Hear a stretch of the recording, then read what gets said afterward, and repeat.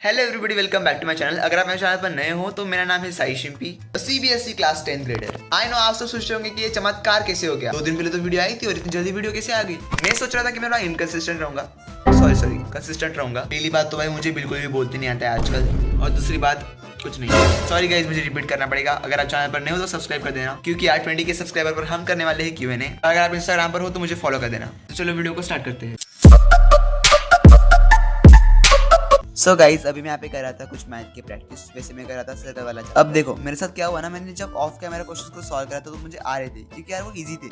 And जब मैंने on camera लिख रहा हूँ ना अभी, वो बहुत हार्ड थे यार, मुझे समझ में नहीं। तो जब भी मैंने क्वेश्चन देखा तब मैंने दिमाग में ही सोचा कि भाई इससे क्या हो सकता है, क्या मैं लिख सकता हूँ, क्या मैं सॉल्व कर सकता हूँ। पर वो मुझे नहीं आ रहा था, इसलिए मैं उसका सोल्यूशन दिख रहा था टेक्स्ट बुक से ही। एंड उसके बाद सोल्यूशन को बंद कर लिख रहा था। वैसे ये क्वेश्चन मुझे आ भी जाते, पर मेरा अटेंशन ना बहुत कम था। सो ये भी एक रीजन हो सकता है कि मुझे नहीं आ रहा था सॉल्व करते हुए। तो अगर आपने मेरा लेटेस्ट शॉर्ट देखा होगा, मेरे पीटी रिजल्ट वाला शॉर्ट, तो भाई मुझे सभी सब्जेक्ट में मतलब एवरेज, मतलब अच्छे ही मार्क्स है।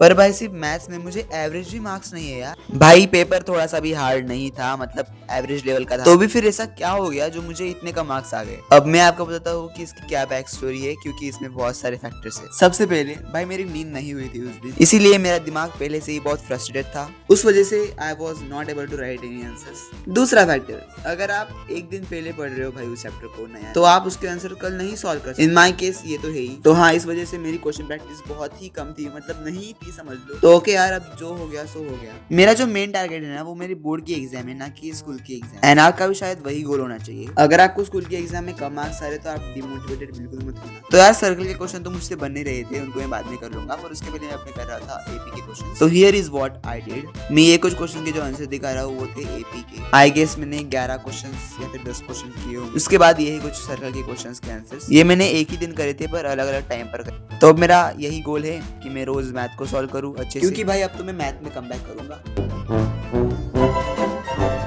वैसे गाइस, अभी आप कमेंट्स में ना आपके बारे में बताओ कि आपका सिलेबस कितना हुआ है, आपकी प्रैक्टिस कैसे चल रही है। आई गेस कि आप सबका सिलेबस तो कंप्लीट हो ही गया होगा शायद। देखो यार, हमारे स्कूल में ना सभी सब्जेक्ट का सिलेबस कंप्लीट हो चुका है, बस मैथ को छोड़ के। तो मैथ का सिलेबस तो अभी भी चल ही रहा है। अभी तो हमारा क्वाड्रेटिक इक्वेशन वाला चैप्टर चल रहा है। तो अब मैं यहाँ पे देख रहा हूँ लेक्चर, जो कि था मेरे अभी बैच से। तो ये chemical equation and reaction, chemical reaction and equation का चैप्टर क्या यार, लेक्चर 2 था।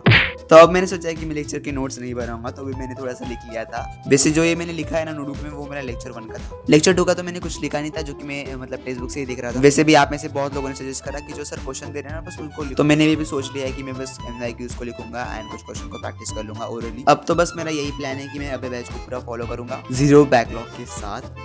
वैसे गाइस, आप मुझे ये बताओ कि आपने अबे बैच ली है या फिर प्रोजेक्ट 45। वैसे अगर आप सोच रहे हो कि मैंने बहुत सारे सैम्पल पेपर को सॉल्व कर लिया है ऑलरेडी, तो गाइस यू आर रॉन्ग, क्योंकि भाई मैंने बस SST के एक ही सैम्पल पेपर को सॉल्व करा है। पर अब जैसे ही मेरा साइंस का सिलेबस कंप्लीट हो जाता है, क्योंकि यार 2 चैप्टर से जो मुझे अभी बाकी है समझ में नहीं आए हैं, जो कि है carbon and compound and metals and non metals. बस उन 2 चैप्टर्स को मुझे थोड़ा सा एफर्ट लगा के पढ़ना पड़ेगा फिर से। फिर उसके बाद I will start to solve sample paper. तो जैसा कि मैंने बोला था कि मैं केमिकल रिएक्शन एंड इक्वेशन के चैप्टर के NYQs लिखूंगा, नोट्स में नहीं लिखूंगा। तो बस मैं अभी वही कर रहा हूँ। तो यार आज की वीडियो के लिए इतना ही। अगर आप चैनल पर नए हो तो सब्सक्राइब करना मत भूलना, क्योंकि मैं 20 के सब्सक्राइबर पर करने वाला हूँ Q&A। So very make sure to do it. तो हाँ, मिलेंगे जल्दी ही नेक्स्ट ब्लॉग में।